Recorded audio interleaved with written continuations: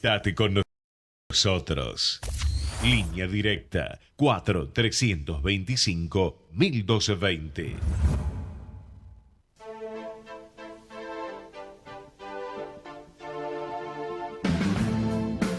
Al derecho y al revés. Las dos caras de la realidad. El yin y el yang de los temas actuales. ¿Qué tal? Buenas tardes. ¿Cómo andan? Aquí iniciamos el programa número, Marta. 504. 204. Bueno, 504 no, pero 204. Vamos con el 500 porque Marta quiere llegar al 500 rápido y vamos con el 500. Siempre agrego 400. Siempre agrego 400 más. Estamos en el colmo de la informalidad, como podrán ver, porque estamos entre amigos, aquí en Al Derecho y al Revés. Ahora vamos a presentar a nuestro invitado, que tampoco necesita tanta presentación, porque ya ha estado con nosotros.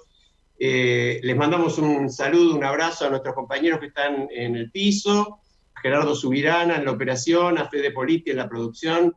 Fede hace un rato nos decía que nos extraña, nosotros extrañamos estar allí, y realmente ya estamos mirando también la alternativa de que en algún punto regresaremos a hacer el programa como se debe, y no acostumbrados a esta virtualidad lejana.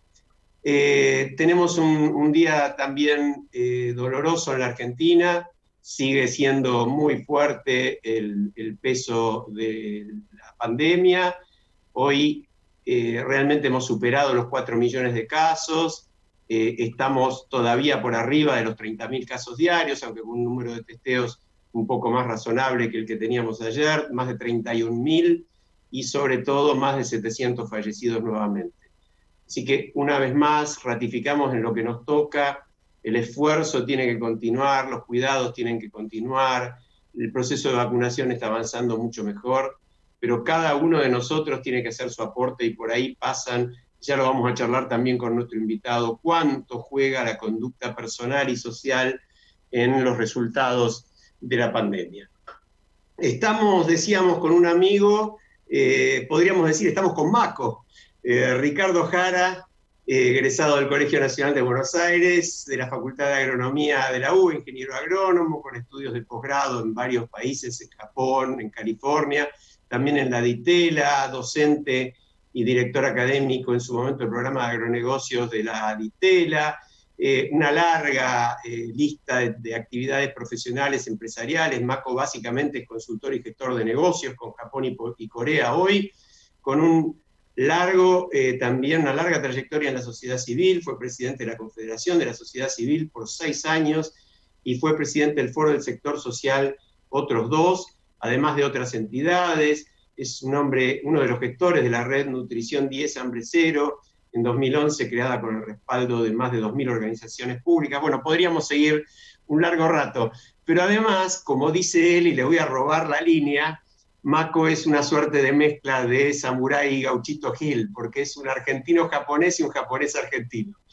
No, yo diría, Ale, que tenemos que empezar a llamarlo a partir de ahora Samu Gil. No.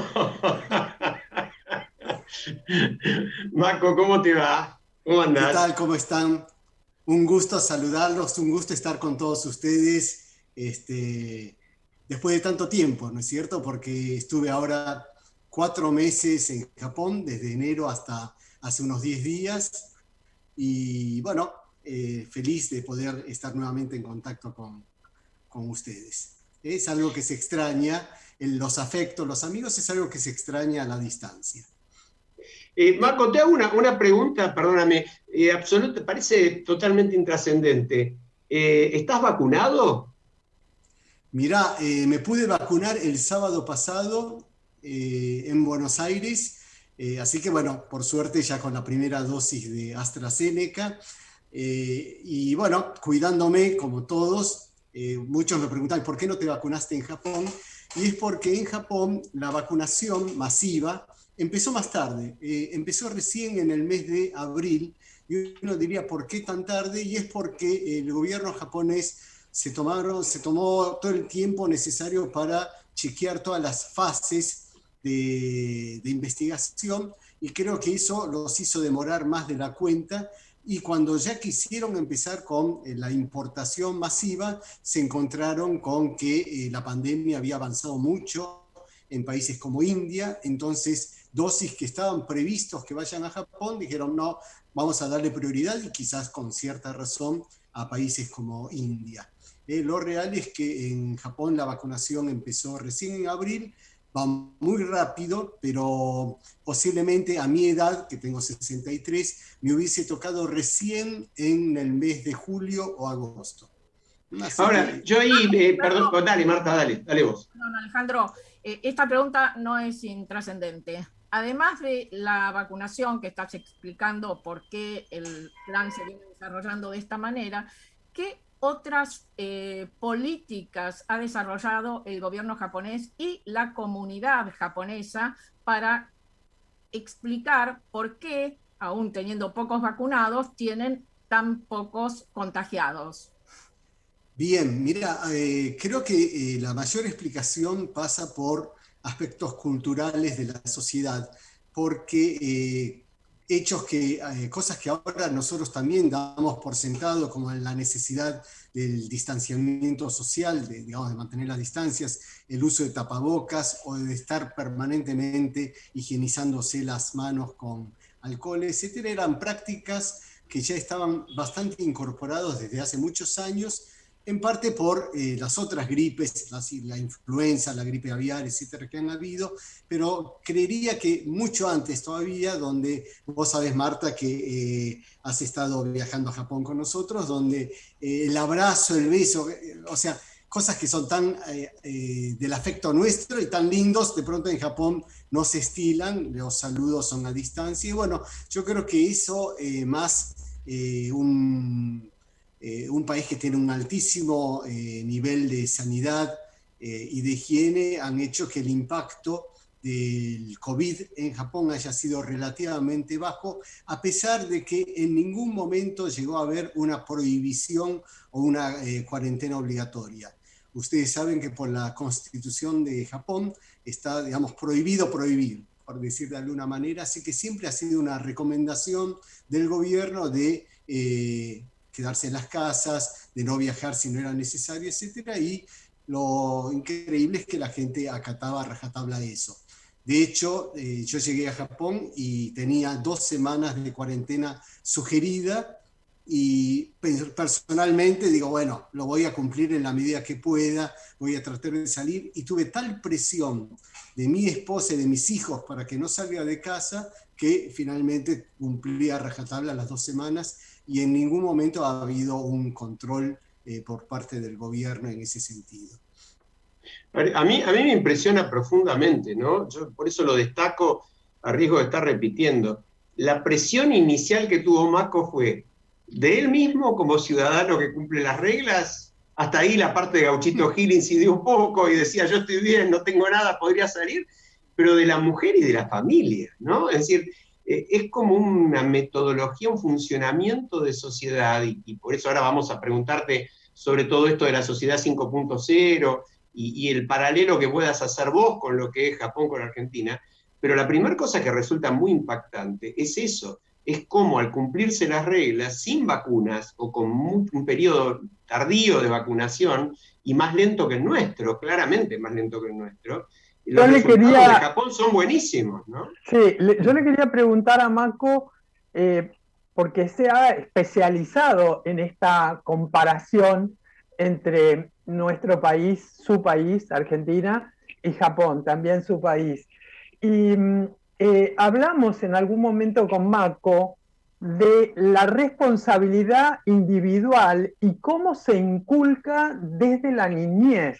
Y me parece importante, Mako, que hagas algún comentario sobre esto, porque lo que vos acabas de comentar de tu familia sucede en toda la sociedad japonesa, ¿no? Esta responsabilidad individual y la responsabilidad colectiva, no hay tanta diferencia entre una y otra. Así es, mira, yo creo que vale la pena insistir con el tema de la confianza, ¿no es cierto? Como un valor fundamental.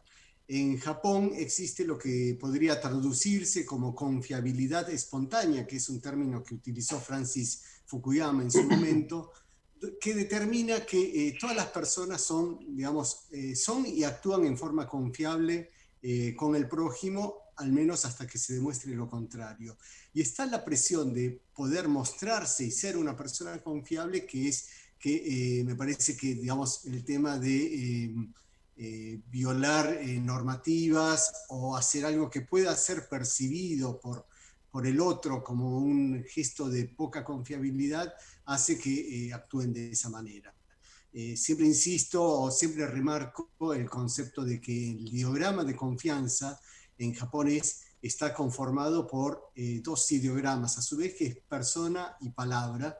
Es decir, confianza es lo que la persona dice, es la palabra comprometida. Y bueno, creo que es una cosa que está muy incorporado, y siempre digo, la confianza no es un tema abstracto, no es un tema que pueda, digamos, simplemente pensarse como algo intangible, sino que en la práctica la confianza se refleja en poder hacer las cosas mejor, más rápido y a menor costo. Así que parte de la competitividad de los países, de las naciones, de las empresas, de las personas, pasa por ese alto nivel de confianza. Mako, te contamos que en el programa hemos incorporado ya el concepto de confianza, haciendo siempre mención a estas dos cosas que conforman en el ideograma japonés la palabra, y que es palabra más persona, es decir, la palabra confianza es palabra más persona. Y yo les digo a mis compañeros de acá de equipo de la radio, a mí no me impresiona para nada lo que cuenta Mako, porque he tenido el privilegio de estar en 2 oportunidades en Japón y ver que todo esto es absolutamente natural. Se desarrollan estas conductas de manera absolutamente natural. He estado en escuelas, en empresas, y nadie le da órdenes a nadie respecto a lo que tiene que hacer. Los chicos que se cocinan en la escuela o comen en la escuela, el nivel de prolijidad, de orden que tienen es impresionante. Alguna vez le pregunté a Mako, decime, ¿cuáles son las 2 cosas que vos dirías que son fundamentales en la conducta de un japonés? Y él me dijo 2, que les cuento, son orden y puntualidad. Y me explicó, y vos dirás, Mako, si es así, que a partir de esas 2 cosas se va conformando una red comunitaria de organización de bienestar para todos. Y esto Mako lo va a contar porque es japonés, pero yo lo cuento porque soy argentina, estuve ahí y sé que hay cosas que no se pueden trasplantar comunitariamente, pero siempre digo que yo incorporé para mi cotidianeidad, para mi vida profesional, para mi vida familiar, una cantidad de cosas que aprendí y vi en Japón. No sé si lo hago, por supuesto no lo hago tan bien como los japoneses, pero intento incorporar esos valores, porque estás allá y ves cuáles son los resultados. Sí, claro. Así es. Mira, un tema que quisiera comentar con la audiencia y que creo que es importante, que esto que vos estás comentando, el tema de la confiabilidad espontánea, el tema de la puntualidad, del orden, etcétera, no es ni genético ni innato de la sociedad japonesa, sino que es fruto del aprendizaje. No es que Japón es un país que tiene una historia de 10.000 años, no es que hace 10.000 años eran como son ahora, sino que han tenido, por ejemplo, un periodo de 200 años de guerra interna. Está muy bien reflejado en una serie que se llama Age of Samurai. Para quienes no lo han visto, bueno, es un buen material para ver un fin de semana de lluvia comiendo tortas fritas. Pero bueno, en Japón también han tenido etapas de guerra civil, sanguinarias, de traiciones, de muerte, de violencia, sin ir más lejos, hasta la Segunda Guerra Mundial y el fin de la Segunda Guerra Mundial. El ejército japonés no es de los ejércitos que puedan mostrarse como un ejemplo de conducta, ¿no es cierto? Y sin embargo, a partir de toda esa dura historia, de todo eso, es como que ha tomado aprendizaje y efectivamente creo que hoy Japón en muchos sentidos, no en todos, pero en muchos sentidos puede presentarse como un buen, no sé si modelo, pero por lo menos ejemplos de buenas prácticas. Marco, a ver, yo quería que en este sentido, porque hemos hablado muchas veces como las diferencias en el concepto de cambio de la cultura japonesa y la occidental, no digo exclusivamente la argentina, pero hay dos palabritas que a mí me encantaría si vos podés hacer algún comentario. Por un lado, Kaizen, y por otro lado, Shinka, que no sé cómo se pronuncian. Kaizen sí, pero Shinkas. Shinka no. Sí. Sí, bueno, Perdón, son dos... perdón, Marco, antes Adelante. que yo quisiera contarle a nuestra audiencia algo que vos todavía no has dicho y que seguramente algunos saben de nuestra audiencia, pero otros no, algunos mínimos datos demográficos. Japón tiene 3 veces la población argentina y su superficie es 1/8 del territorio argentino. Tiene el 70% ocupado por bosques, montañas, y sabemos que tienen accidentes naturales del tipo tsunami, terremotos, etc.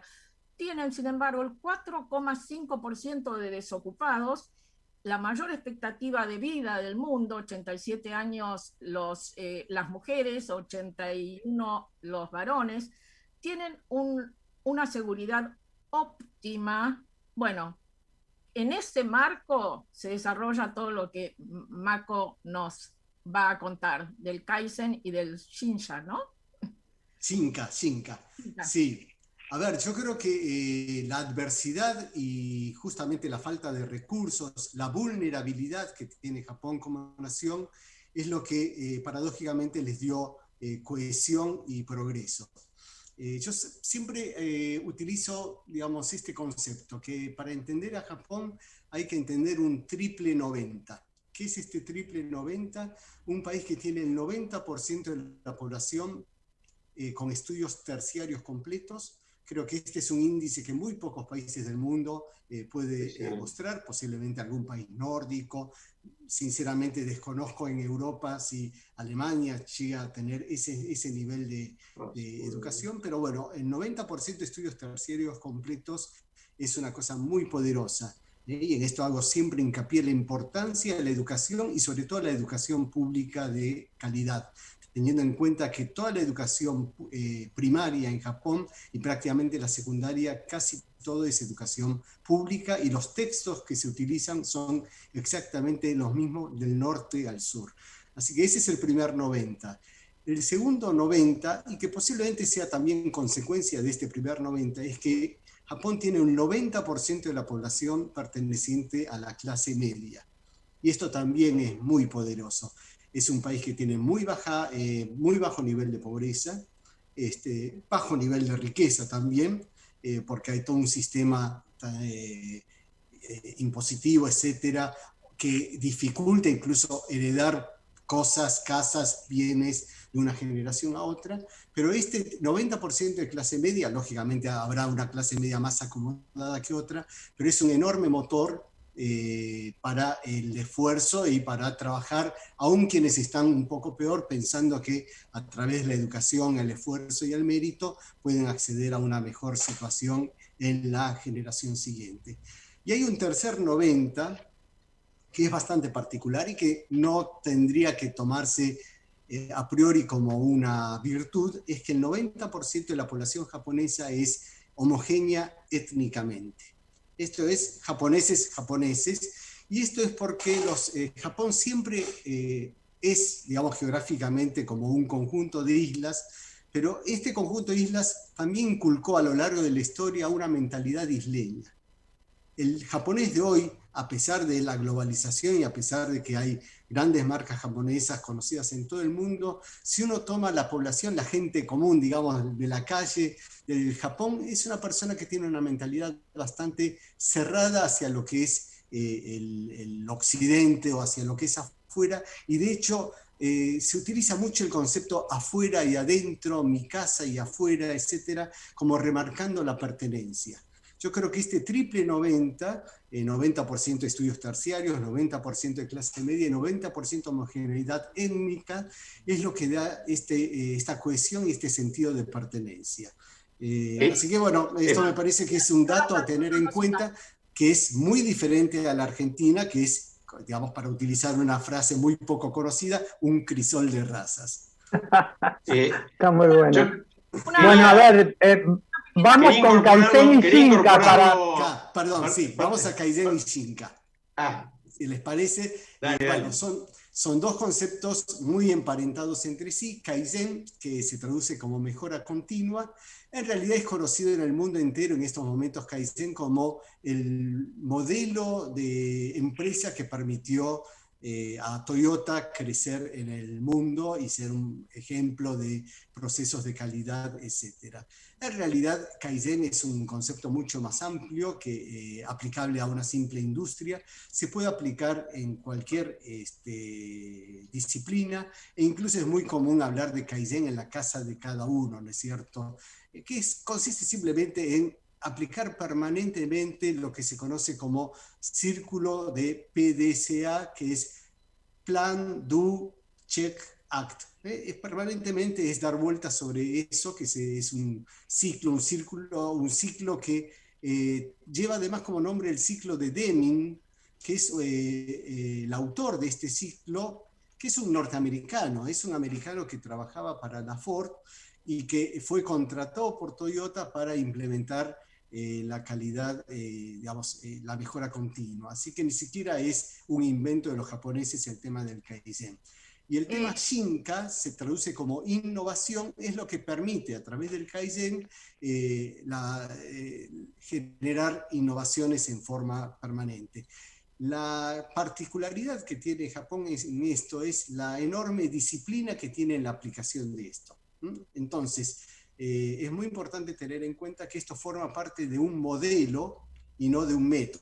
Más de una vez hemos hablado de la diferencia entre modelo y método, pero en la medida que nosotros tomemos tanto la mejora continua como la innovación como parte de un modelo, o sea, algo permanente, algo transformador y a largo plazo, vamos a estar realmente logrando efectividad. Mako, yo quería que Charlie participe y te agregue, pero después te quería llevar al tema de la sociedad 5.0 porque me parece algo muy interesante y no tan conocido a pesar de que tiene unos cuantos años. Charlie. Yo te voy a traer a la sociedad menos 5.0 y preguntarte cómo, yo sé que es improbable que se dé esto en Japón, pero ¿cómo hubiese reaccionado la sociedad japonesa frente a un ministro de salud que te arma un vacunatorio VIP?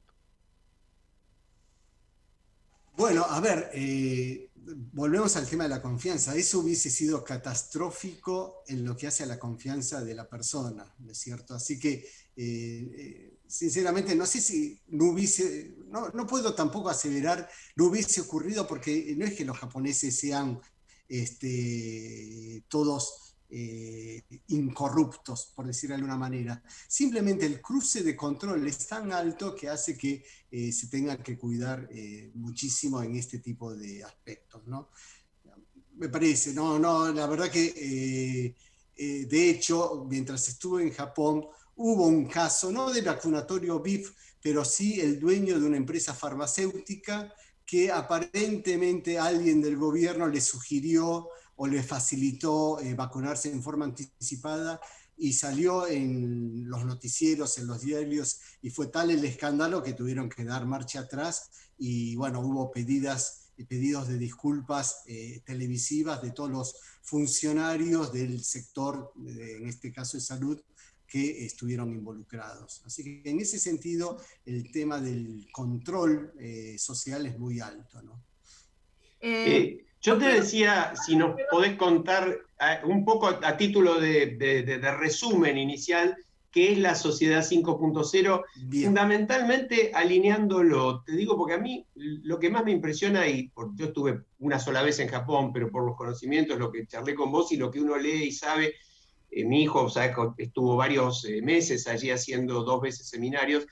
impresiona mucho el cuidado del recurso humano y uno lo entiende a partir de lo que vos mismo estás diciendo. Entonces, cuando uno lee un plan de largo aliento que aparentemente está como centrado en eso, en las personas, es lo que más llama la atención, ¿no? Sí, así es. Bueno, Sociedad 5.0 es el nuevo paradigma que está impulsando el gobierno japonés junto con Keidanren, que es la Federación de las Grandes Empresas Japonesas, y que representa un paso superador a la industria 4.0.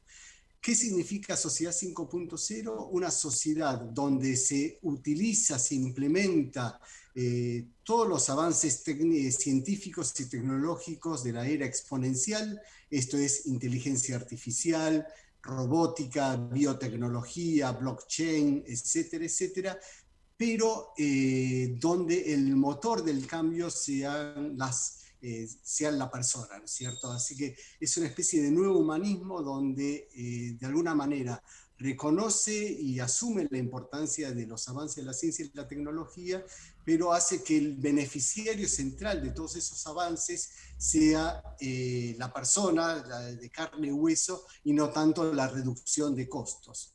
Dicho esto, también quiero remarcar que Sociedad 5.0 no es tan fácil de traspolar a otras realidades. Tengan en cuenta que Japón es un país envejecido, donde la tercera parte de la población tiene más de 60 años de edad, donde el nivel de la tasa de natalidad es muy baja, así que hay mano de obra decreciente, y donde, por otra parte, son muy estrictos en la incorporación de mano de obra extranjera, por esto de que es un país de pensamiento o de concepción isleña. Entonces, eso es lo que permite que pueda, de alguna manera, instalarse, imponerse un concepto muy interesante, vuelvo a decir, como Sociedad 5.0, pero también remarcando que no es traspolable a otras realidades, a veces ni siquiera en Europa y posiblemente mucho menos en Latinoamérica.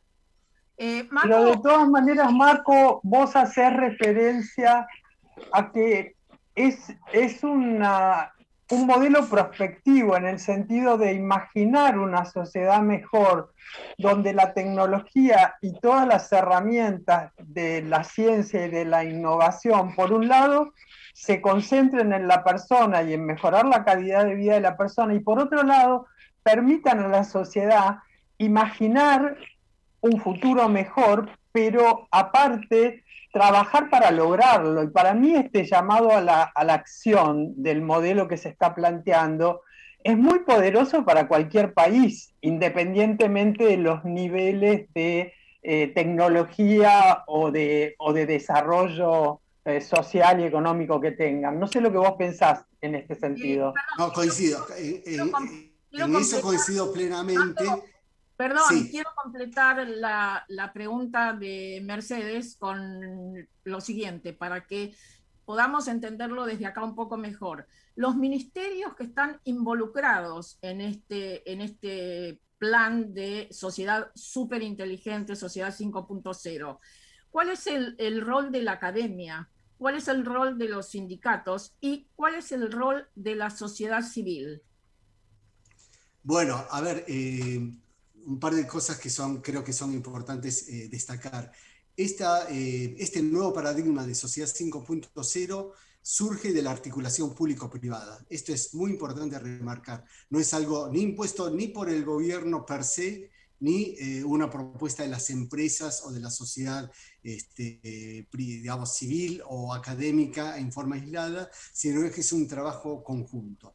Así que me parece que en ese sentido sí es muy interesante tener en cuenta. Y creo que lo más interesante, y en esto sí coincido absolutamente con Mercedes, es estar pensando en que el ser humano vuelva a ser el eje, el centro de todo, ¿no es cierto? Me parece que a veces el progreso y a veces la ciencia y la tecnología lleva a deshumanizar o estar pensando más en los números, en la economía, en las finanzas y no tanto en las personas. Y lo real es que si nosotros estamos pensando en un contexto de bien común y de salir de esta sociedad del descarte, que es el que a veces nos toca vivir, estar pensando en de qué manera cada país o cada sociedad puede mejorar su situación en función, digamos, de las personas como centro es sumamente valioso e importante, y en ese sentido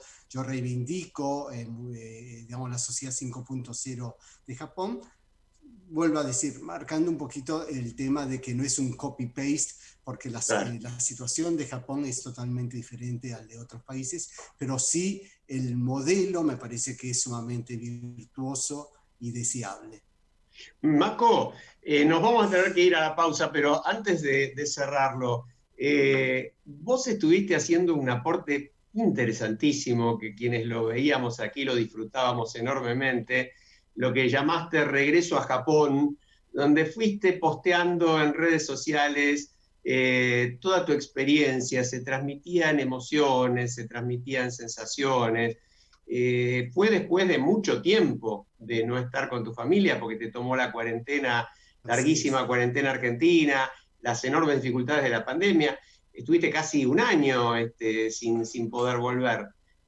Contanos esas sensaciones un poquito, ya que no podemos ver las imágenes ni esos textos tan hermosos, que los oyentes puedan sentir eso que a vos te pasó a la vuelta.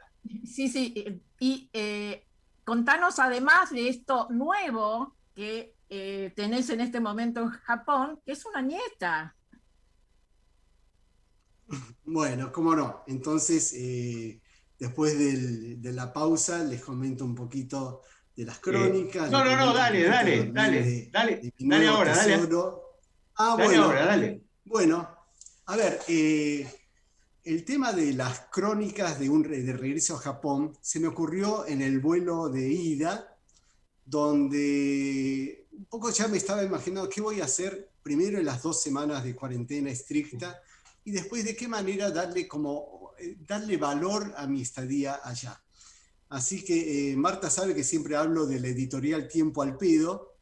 Sabía que iba a tener bastante tiempo disponible y entendí que la manera de dar valor era quizás tomar temas muy eclécticamente, diferentes temas, pero plasmarlo en resúmenes que puedan leerse en menos de 1 minuto. Así que eso es algo que me autoimpuse, que sean todos textos que se puedan leer en menos de 1 minuto y lejos de toda moda y dogma, poder saltear de temas que pasen desde algo curioso que me pasó, algo lindo que vi, o algo que estudié, o escuché, etc. Así que bueno, creo que posiblemente lo interesante, no sé si lo interesante, pero lo divertido de estas crónicas ha sido que a lo largo de 110 crónicas diferentes pude ir tocando diferentes aspectos de la sociedad y la vida en Japón. Además, pensando que me gustaría a mí leer algo así, tener algo así de la India o de Italia o de Portugal, ¿no es cierto? Porque uno que le gusta viajar y conocer culturas, conocer historias, a veces llega a un país y simplemente se queda con lo superficial, ¿no es cierto? Con la punta del iceberg, y más de una vez uno se queda con las ganas de conocer un poquito más sobre la gente, las costumbres, las religiones, etc. Así que eso fue lo que me llevó a estas crónicas. Sí. Mako, después de la pausa nos hablas de Mirai, tu nieta, pero bien, ¿por qué no haces ahora acá crónica de un regreso a Argentina? Y después publicás en esta editorial de la cual yo soy admiradora, publicás algo que seguramente va a servir a muchos: crónica de un regreso al Japón y crónica de un regreso a Argentina. Bueno, puede ser. Lo seguimos, nos vamos a la pausa. Es mucho más difícil. Es mucho más difícil. Sí. De la misma manera que uno puede decir que uno puede definir la sociedad japonesa a partir de unos pocos valores y donde el valor central es la armonía. Si yo tuviese que hacer ese ejercicio de decir cuáles son los valores de la Argentina y cuál es el valor central que une a la sociedad, nos resulta muy difícil definir. Mako, no me compliques esto, porque si no la gente no va a querer que vayamos a la pausa y yo tengo que ir a la pausa. Bien. Ya volvemos. Desde Buenos Aires, transmite LRI 224, AM1220, Ecomedios. Ecomedios y los números de la suerte y los resultados de las quinielas recién sorteadas, edición vespertina. A la cabeza en la ciudad, 1693, provincia, 1474, Córdoba, 8575, Santa Fe, 9810, Montevideo a las 3 de la tarde, 4086, Entre Ríos, 1795. Auspiciado por Bombonería Bombonela, la Casa del Chocolate, Corrientes 1479. Prótesis Ortesis Casa Libera, Talcahuano 330. Cristales Antesalto Mezquita Hermanos, Alsina 2501. Informática Congreso, Avenida de Mayo 1264, locales 11 y 23. Fueron los números de la suerte por Ecomedios, AM 1220. Volvemos después de la última, 21:30 minutos.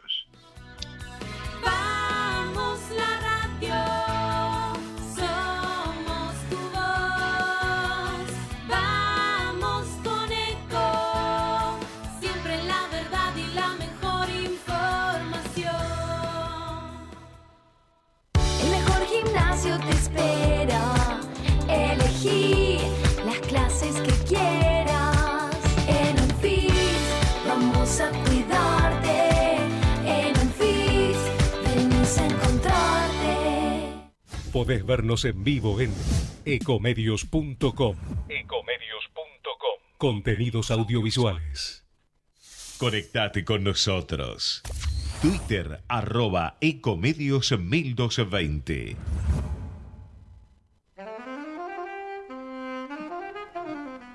Estamos en medio de una discusión, no sabemos qué hacer en realidad con este programa, porque teníamos un plan diferente, pero es tan interesante la charla con Maco que vamos a seguir charlando con Maco, a quien además no podíamos realmente despedir porque no lo habíamos despedido al aire, ese tipo de desprolijidades que en una situación de Zoom virtual no se pueden hacer. Maco, ibas a contar de tu nieta ya que estamos, pongámosle esa notita también. Y la saludás. Bueno, sí, a ver, lo más doloroso del distanciamiento y la cuarentena ha sido, digamos, la imposibilidad de ver a mi nieta. Yo volví de Japón la vez anterior, en enero del 2020. Tenía previsto viajar a fin de marzo y ahí, bueno, recuerdan, 19 de marzo creo que fue la fecha que empezó la cuarentena, y bueno, y a partir de ahí se fue demorando el regreso y recién pude hacerlo en enero de este año. Así que para mí poder encontrarme con mi nieta, casi te diría, ha sido uno de los objetivos centrales del viaje, ¿no es cierto?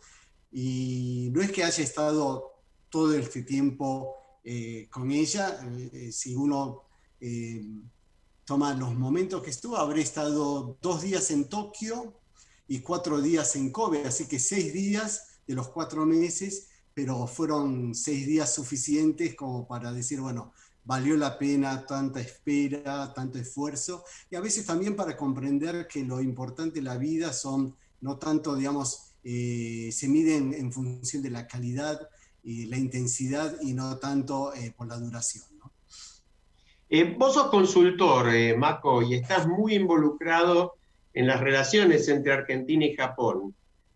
Contanos qué perspectivas ves de eso en función de futuro y sobre todo qué posibilidad tienen las pymes argentinas de generar un mercado hacia Japón. Sí, mira, si bien me presento como consultor, a veces prefiero utilizar el concepto de gestor. ¿No es cierto? Porque el consultor a veces simplemente opina y es un animémonos y vayan, arréglensela. Y lo que personalmente estoy queriendo hacer es brindar asesoramiento, consultoría, pero sobre todo gestionar y gestar negocios entre Argentina y Japón. En este contexto creo claramente que la Argentina tiene un enorme potencial en todo el área alimentos.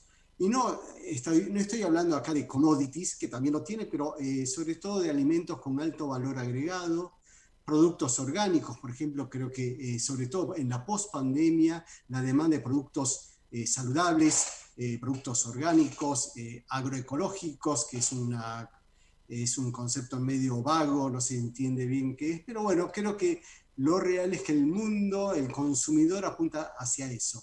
Y he encontrado en Japón un segmento de mercado muy interesante que es la cuarta edad. Cuarta edad, y seguramente Mercedes, que es una especialista en estos temas de tercera, cuarta edad, lo sabe. En Japón se considera cuarta edad a todas las personas que tienen entre 80 y 100 años. Supongo que en todas partes es así, de 80 a 100 años. Pero lo interesante es que Japón es un segmento muy grande y muy consumidora de novedades. Es un segmento de personas que tienen una buena posición económica y lógicamente las necesidades alimentarias a los 80 años no es la misma que a los 60 y mucho menos que a los 40.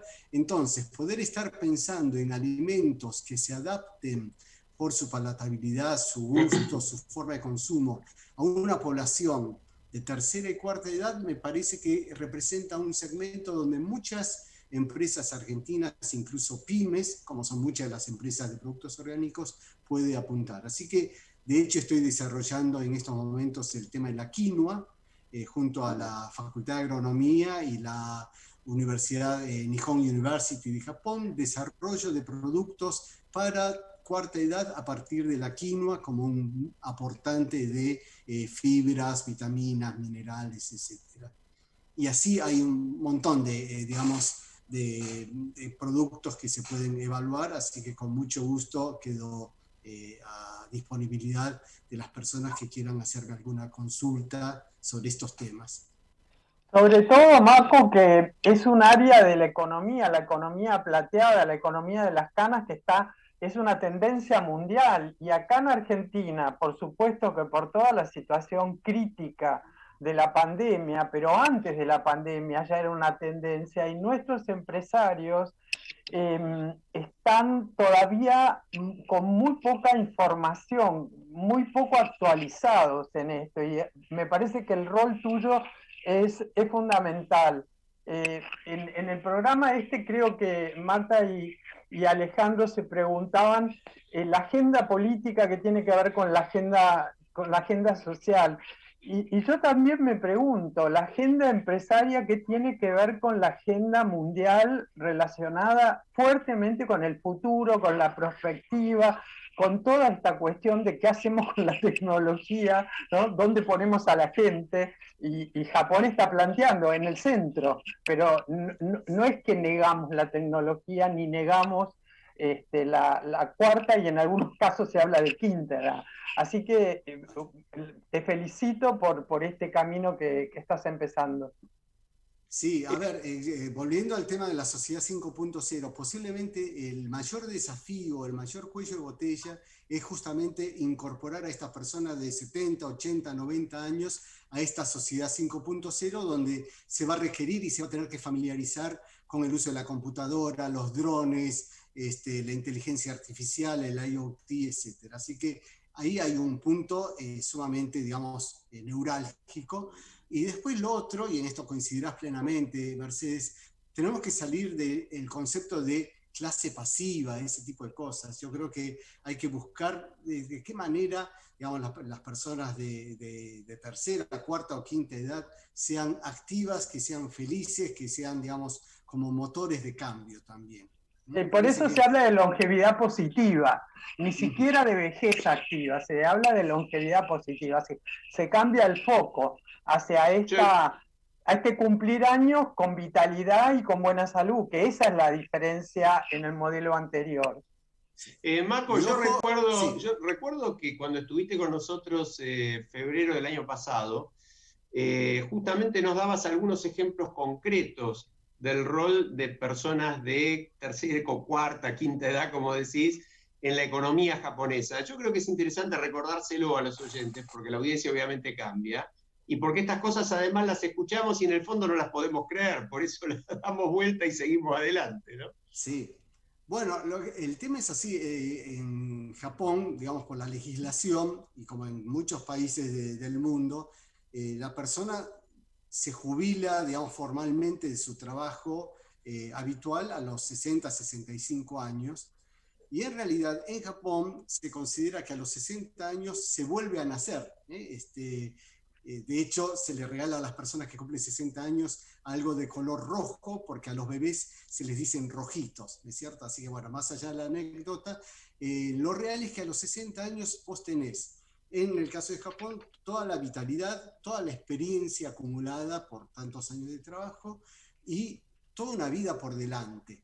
Así que de ahí que desde hace muchos años en Japón le dan tanta preponderancia a que cómo trabajar muy bien sobre esta población de más de 60 años. Y ojo, hay un tema que no es ciencia ficción, ¿no es cierto? Uno leyendo, por ejemplo, a Santiago Bilinskis, está ya visualizando una sociedad que en los próximos años pueda vivir hasta 120, 150 años como normal. Y esto no es ciencia ficción. Todos los avances, justamente la ciencia, la medicina, la tecnología, va a llevar a que, por decir de alguna manera así simple, la gente no se va a enfermar, o se enfermará de otras cosas, pero muchas de las enfermedades mortales actuales van a poder ser prevenidos con mucha antelación. Y bueno, tenemos que estar pensando también en eso, ¿no es cierto? Cómo darle valor y cómo transformar esto que llaman clase pasiva a la nueva clase activa y poderosa de cara al futuro. Ahora, ok, pero eso en un país como Japón es más imaginable, ¿no? En un país como Argentina, donde vos mismo tenés muchos aportes hechos para combatir el hambre, no solo la pobreza, hablamos de hambre, como en algún artículo dijiste, citando a Klicksberg, el escándalo ético de un país que produce alimentos para 400 millones de personas y tiene la mitad de su población en este momento por abajo de la línea de pobreza. Es bastante más difícil imaginarlo, ¿no? Por eso yo quería pedirte un comentario sobre eso. Hoy vos participaste también de la jornada que organizamos desde Argentina Conversa, con la UCA, con el Millennium Project, la Red NAP y una cantidad de entidades en esta serie de jornadas que venimos haciendo del ciclo Construyendo Puentes sobre capitalismo inclusivo. Y buena parte de lo que vos decías me parece que era un ejemplo muy concreto de capitalismo inclusivo en el caso de Japón, ¿no? ¿Cómo lo sentís esa diferencia tan notable entre Argentina y Japón? Yo te agrego algo que tiene que ver con esto. Contanos, y supongo que está relacionado con lo que Alejandro te preguntaba, contanos del convenio o el proyecto Kaizen Tango. Bien, bueno, voy a tratar de ir comentando un poquito todo eso.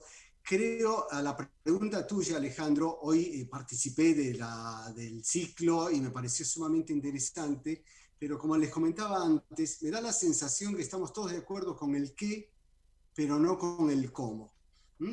A la hora de bajar al cómo, empiezan a aparecer las ideas, las ideologías más que las ideas lógicas, empiezan a aparecer los dogmas. Y me parece que es hora de entender que las cosas que funcionan no son a priori ni estatales ni privadas, no son de izquierda ni de derecha, sino simplemente funcionan. Y funcionan cuando se hacen las cosas bien, funcionan cuando se hacen las cosas sin corrupción, con transparencia. Y en ese sentido, Japón es un país muy ecléctico, más allá del sincretismo religioso y el código samurái, etc. En la diaria, los japoneses son muy prácticos y esa practicidad es lo que se demuestra a través del tema del Kaizen, la mejora continua, donde van a prueba-error, lo que funciona se deja y lo que no funciona se cambia por más allá de que los libros o los dogmas digan otra cosa. Así que me parece que tendríamos que estar, pensando más a partir de la inteligencia argentina y no tanto de la viveza criolla, porque la viveza criolla nos puede ayudar a ganar un partido con un gol hecho con la mano o en offside, pero no nos permite, digamos, proyectarnos en el largo plazo. Creo que tenemos que empezar a discutir y diferenciar modelos y métodos en la Argentina permanentemente se confunden y se creen que los métodos son eternos y permanentes y no lo son. Y bueno, en ese sentido, y yendo un poquito al tema Kaizen Tango, que es el mix, ¿no es cierto?, de cómo implementar mejora continua en empresas pymes argentinas, me parece que es un buen punto de partida. Es una buena manera de empezar a trabajar sobre modelos a partir de métodos que siempre son necesarios, ¿no es cierto? Para quienes escuchan, digamos, quizás esto por primera vez y para diferenciar, método es hacer dieta para bajar unos kilos antes del verano. En cambio, modelo es llevar una vida bien balanceada, equilibrada, con una buena alimentación, ejercicio, etcétera, hábitos saludables que nos lleva a tener un modelo de vida saludable. Lo otro, los métodos son útiles, sirven, pero solamente para casos puntuales, independientes y de corto plazo, buscando un resultado puntual, pero no apunta a una transformación global. Marco, te quería hacer una pregunta aprovechando última, dale. El que vos estuviste en las jornadas de hoy. Nosotros tuvimos un intercambio en el grupo de chat de Al Derecho y Al Revés respecto de esto del capitalismo inclusivo. Sí. Y vos fuiste alguien que acá en Argentina tuvo la oportunidad, que pocos la tuvimos, pero bueno, algunos la tuvimos, de conversar directamente con Samagni y con su propuesta de una economía del bien común. Mínimamente decía algo, porque es importante para la audiencia saber que hay propuestas, que lo que vos estás planteando, que no es solamente necesidad de diagnóstico, que la tenemos, por supuesto, porque además a partir de los diagnósticos se dan las posibles propuestas y acuerdos, pero una pincelada con respecto a estas ideas de la economía del bien común y de la felicidad pública. Perfecto, sí. Para cerrar también mi participación, mis dos referentes, o dos de los referentes que tengo en temas de sociedad civil, son justamente Stefano Samagni, de la Universidad de Bolonia,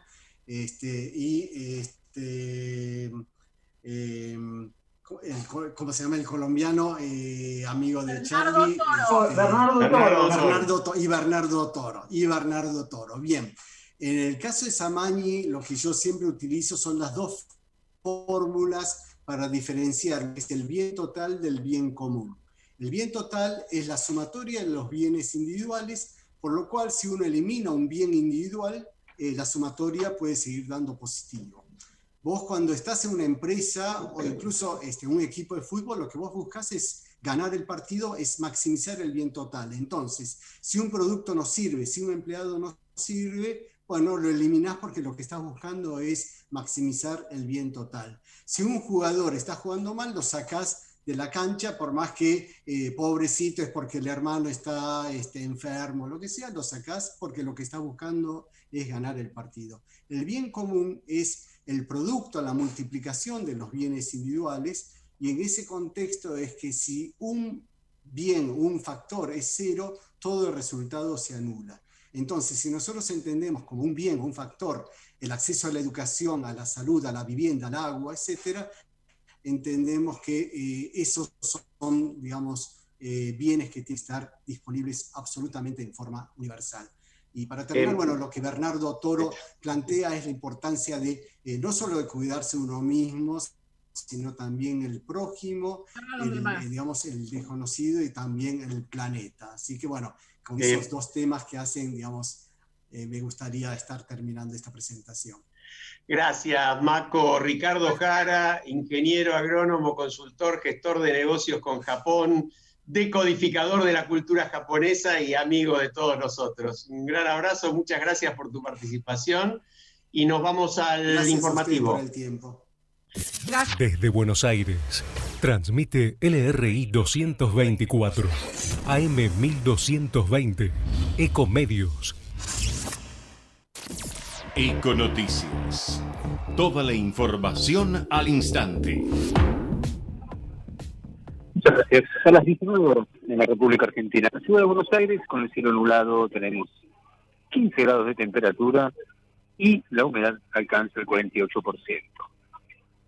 Argentina superó los 4 millones de casos de COVID y quedó en el top 10 de los países con más contagios. La cifra se alcanzó en medio de esta segunda ola que estamos viviendo, con una alta velocidad de contagios desde luego en los meses de abril y de mayo. No obstante, en la última semana de comienzos de junio, en 19 provincias, incluida la ciudad de Buenos Aires y la provincia de Buenos Aires, el ritmo de nuevos casos comenzó a bajar lentamente. Pero hoy ya han ofrecido un nuevo parte desde el Ministerio de Salud de la Nación, que llega a nuestra redacción, y han confirmado 722 nuevas muertes y 31.137 nuevos casos de coronavirus en las últimas 24 horas. Esta es información oficial que llega desde el Ministerio de Salud, que conduce Carla Bisotti, y cuando realizamos un desagregado acerca de lo que está sucediendo en las últimas 24 horas con los testeos, se realizaron 112.467 pruebas de PCR, con un 27,68% de positividad. De todos los PCR realizados en el día de ayer, hubo un 27,68% de positividad. Y de los contagios nuevos, 10.189 pertenecen a la provincia de Buenos Aires, 2.131 habitan en la capital, en la ciudad de Buenos Aires. En la provincia de Córdoba hay 5.528 nuevos casos. En la provincia de Santa Fe se han registrado 2.387 casos nuevos, en Tucumán 1.145 y en la provincia de Formosa se observan 586 nuevos casos. En Entre Ríos también subieron los casos levemente hasta los 1.148. En Buenos Aires, un informe de Tony de Erasmo. La mejor información pasó por Econoticias, ecomedios.com. Convivir es cuidarnos. Legislatura de la Ciudad Autónoma de Buenos Aires. Desde Buenos Aires, transmite LRI 224, AM 1220, Ecomedios. Tengo algo excelente para recomendarte. MGN Salud es una empresa de medicina que te da más servicios, más beneficios y la mejor atención. Anota, llama a MGN Salud al 4629-3351. Podés asociarte ahora y aprovechar tus aportes. Llama al 4629-3351 y asociate a MGN Salud. MGN Salud llegó para cuidarte. Superintendencia de Servicios de Salud, www.sssalud.gov.ar, 0800-222-72583. RENEM número 117924. La Cámara de Comercio Italiana en Argentina ha creado la categoría de socio digital para que desde la distancia las empresas pymes y profesionales puedan acceder a oportunidades comerciales, cursos online y asesoramiento gratuito en comercio exterior, economía, créditos y legales. Comuníquese al 011-481-65900, 011-481-65900 o enviando un mail a ccibaires@ccibaires.com.ar. Asóciese, los esperamos. Podés vernos en vivo en ecomedios.com. Contenidos audiovisuales. Conectate con nosotros. Facebook.com/Ecomedios 1220.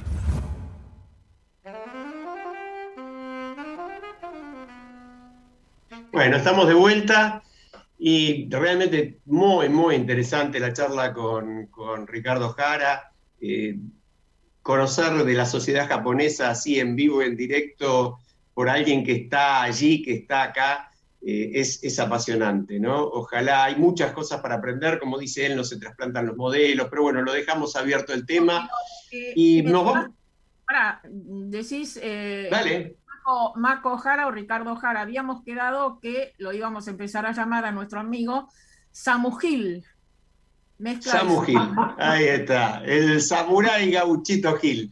Y nos vamos a otro lugar, muy al norte, lo vamos a escuchar desde Washington a Marcelo de Jesús, con otra sociedad bastante diferente a la japonesa y a la argentina. Lo escuchamos a Marcelo. Hola Alejandro, Marta, Mercedes, Carlos.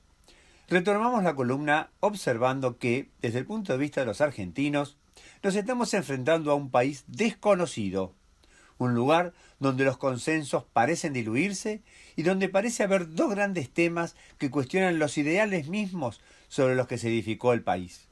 Uno es el género y el otro es la raza. El presidente Biden ha proclamado el reconocimiento de junio como el mes del orgullo, como se conoce acá los derechos de la igualdad para la comunidad de lesbianas, gays, transgéneros, bisexuales, etc. Y por el otro lado, sostuvo que la cultura norteamericana es racista. Estos reconocimientos contrastan obviamente con los del gobierno de Trump, pero también significan un guiño para el ala más liberal de los demócratas que van a traer consecuencias seguramente para las elecciones legislativas del año próximo. Biden ya ha tomado medidas encaminadas a la total igualdad de género, por ejemplo, que los proveedores de salud no discriminen, levantando la prohibición para que las personas transgéneros sirvan en las Fuerzas Armadas, etc. Esta situación también está llevando a enfrentar cosas complejas. Por ejemplo, en California existen 264 presos que se identifican como mujeres.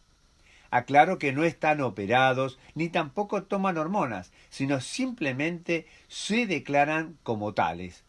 Y actualmente hay un proyecto de ley que permitiría que tales personas pasen a una cárcel de mujeres. Biden representa a una parte del país, pero en Florida, por ejemplo, se dictó una ley prohibiendo a las personas transgénero que participen en competencias de chicas. Y son varios los estados que han dictado leyes similares basadas en la desventaja que tienen las chicas naturalmente, que son mujeres, respecto a las que se transforman. De hecho, el Comité Olímpico tiene límites de testosterona máximos que impiden en los hechos similares participaciones. Respecto a la raza, Biden dijo que el racismo está embebido sistemáticamente en nuestras leyes y nuestra cultura, al conmemorar un trágico hecho hace 100 años en Oklahoma, cuando una multitud blanca destruyó el pujante barrio conocido como el Black Wall Street. Biden agregó: no podemos pretender que esa cultura racista no nos impacta aún hoy. Y en consonancia con estas ideas, existe un movimiento auspiciado por el New York Times llamado 1679, que señala que el móvil de la creación de Estados Unidos fue el esclavismo. La administración de Biden auspicia que este programa sea parte del currículum de la enseñanza. De nuevo, legislaturas estaduales reaccionan contra semejante visión, prohibiendo en la enseñanza, por ejemplo, conceptos como que el hombre es inherentemente racista, o en Carolina del Norte la legislatura que prohibió un proyecto que sostenía que el país fue creado por miembros de una raza y sexo para oprimir a otros razas y otro sexo. En donde estamos es entonces ante un revisionismo histórico y especialmente ante una posible guerra de culturas. Nos estamos preparando para las próximas elecciones. Bueno, yo creo que realmente la columna de Marcelo daría para hacer un programa, ¿no? Sin duda, en el debate. sin duda. Pero yo señalaría dos cosas, abro el fuego con dos cosas. Vale. Una, la complejidad que plantea muy bien, por ejemplo, las cuestiones de género, con algunos temas puntuales, es decir, cómo hacer que el cambio cultural se vaya reflejando en todas y cada uno de los temas diarios. Muy interesante, por ejemplo, el tema de las cárceles, por ejemplo, el tema de la competencia deportiva. Bueno, no es todo tan lineal, no es todo tan sencillo. Eso no quiere decir que la línea fundamental, el cambio de valores, el cambio cultural, no esté muy marcado. Ahora, por el otro lado digo, qué cosa impresionante la sociedad de Estados Unidos, que por un lado ha sido capaz de tener un presidente como Trump, que casi es reelecto, por poco no fue reelecto, que es capaz de generar un cambio a esa situación y a poner ahora un presidente con una óptica completamente distinta, y que fue también capaz de elegir un presidente de origen afroamericano, ¿no? Con una historia de racismo brutal. Me parece que es sumamente valioso eso, muy interesante. Sí. Pero, Ale, siguiendo esa línea, justamente hoy Kamala Harris en Guatemala habló de un tema que no hoy, pero que lo planteó Marcelo, relacionado con el tema de las migraciones, y que en este momento Estados Unidos ha creado un equipo de trabajo regional con énfasis en la zona norte de Centroamérica para detener el tráfico de personas y la trata de personas que está debajo de todo este tema, y lo plantean generando inversiones en los países que expulsan a la gente, de forma tal que me parece que ahí también hay un cambio importante gracias a este cambio del gobierno, ¿no? Y yo quiero destacar 4 ideas de la columna de Marcelo que a mí me parecen sustanciales. El tema del revisionismo histórico, en medio de eso la cuestión del racismo y del género, y la idea de proyección de estos temas hacia las próximas elecciones. Creo que son cuestiones que seguramente van a ocupar gran parte de la agenda en Estados Unidos en los próximos meses, y ya nos va a ir contando Marcelo. ¿Charlie? Sí, yo ato la columna de Marcelo a la entrevista a Ricardo, ¿no? Como necesitamos de construirnos y pararnos en otros lados para entender, por un lado, las diferencias. No se puede analizar Oriente desde la lógica de Occidente, y las diversidades, ¿no? Es decir, no podemos entender la complejidad de la sociedad que se nos viene con las categorías que tenemos hasta ahora. Quedan cortas, no alcanzan. Así que me parece que está bueno el complemento entre la columna de Marcelo y la exposición de Ricardo. Sí, y yo agregaría inclusive, ¿no? Como otra muestra de diversidad y de complejidad de la sociedad de Estados Unidos, toda esta historia del porcentaje muy elevado de gente que no se quiere vacunar. Hay más de un 30% de estadounidenses que tienen una resistencia. Hay estados que están ofreciéndoles desde cerveza, algún bono, algún tipo de ventaja para que la gente vaya y se vacune y para alcanzar la inmunidad colectiva. Es decir, realmente, ni hablemos de los episodios de armas y de atentados y de matanzas masivas sin demasiado sentido para nosotros, cosas que no nos podemos explicar, ¿no? Pero bueno, gracias a Marcelo, realmente como siempre muy valioso el material que nos aporta. Tenemos un audio para mí, bueno, vamos a dejar que los oyentes saquen sus propias conclusiones, ¿no? De Leonor Benedetto, que casi se ha convertido en una suerte de columnista ya de nuestro programa, un privilegio que nos damos en Al Derecho y al Revés. Marta. Yo iba a decir eso y seguramente nos está escuchando. Le mandamos un abrazo. Nuevamente, gracias, Leonor, por estos aportes fantásticos que haces. Y sí, ya es casi una columnista local, en este caso. Marcelo es en el exterior y Leonor local. Sí, realmente un lujo. No vamos a explicar de qué habla el texto de Leonor, porque lo va a explicar el texto, en todo caso después lo charlamos. Gerardo, la escuchamos a Leonor Benedetto. Según consigna el diario 1 de Santa Fe, en abril pasado se presentó ante la policía una joven para denunciar que había sido violada por un albañil que trabajaba en la cuadra de su casa y que ingresó a su domicilio. El 30 de mayo, durante una audiencia judicial realizada en el marco de esa investigación, el juez Rodolfo Mingarini dijo: no puedo entender cómo, si va a tener relaciones forzadas sometiéndola, se toma el tiempo para colocarse el profiláctico y luego avanzar sobre el cuerpo de la víctima. Ese argumento es parte del que utilizó el juez para dejar en libertad al violador y que desestima la denuncia que realizó la mujer que sufrió el ataque sexual. Veamos, señor juez, si no entendí mal, usted afirma que no es violación porque él se puso un preservativo, o sea, se tomó tiempo, cosa que no condice con el desenfreno y descontrol de un momento así. ¿Lo dice por experiencia personal, señor juez?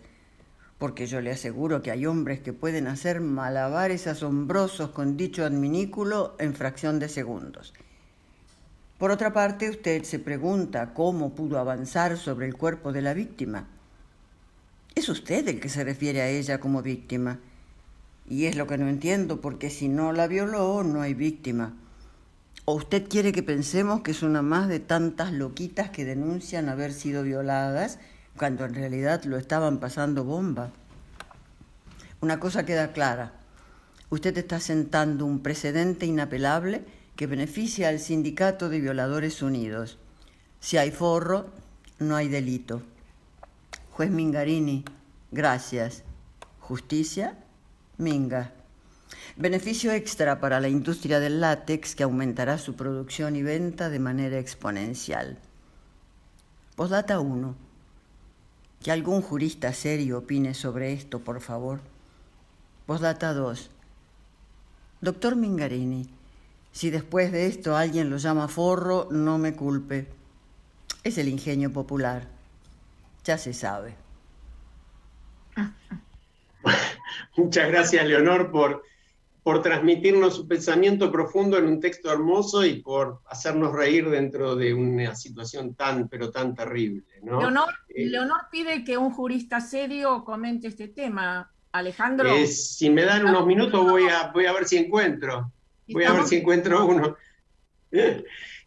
No, yo creo que hay un comentario que sí vale la pena hacer, que aunque no es técnico estrictamente, digamos, la resolución del juez tiene un contenido obviamente machista, discriminador, puede uno usar una cantidad de adjetivos bastante larga, pero en realidad lo más absurdo es que era totalmente innecesaria, porque el juez estaba resolviendo no una situación de dictar sentencia en la causa, sino simplemente la situación de si mantenía o no preso en forma preventiva al imputado. No necesitaba dar ese argumento tan absurdo de que usó profiláctico, y agrego algo que no mencionó Leonor. El juez dijo, y además durante el tiempo que no había estado detenido no la atacó a pesar de que estaba sola. Es decir, otro argumento casi peor.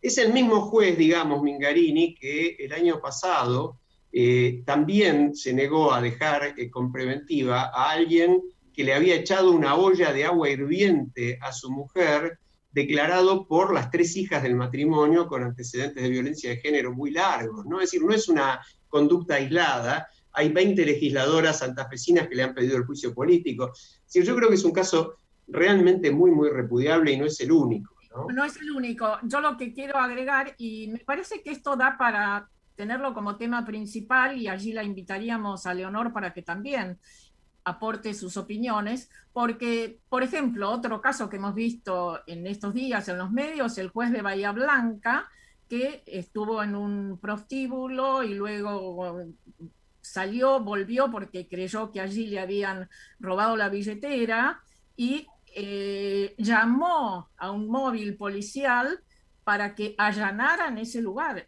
Primero, no tenía condiciones. Segundo, todo un disparate, pero sí. bueno, hay que hablarlo a esto, comentarlo y seguramente buscar formas de expresar la indignación generalizada, ¿no?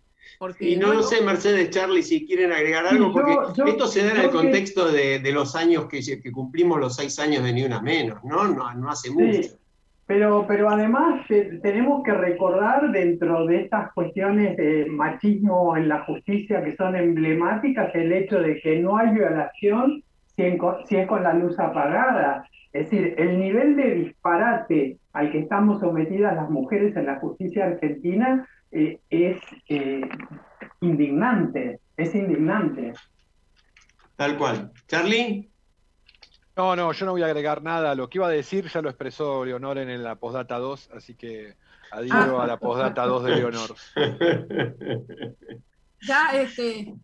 Ya tenemos un forro más para calificar, ¿no? Tal cual, y nos hacemos cargo de lo que decimos. Teníamos planteado un debate, pero que yo decía en la pausa, cuando conversábamos entre nosotros, que quizás sea innecesario, porque mencionamos si hay relación o no la hay entre la agenda que tiene la dirigencia y la agenda que tiene la sociedad.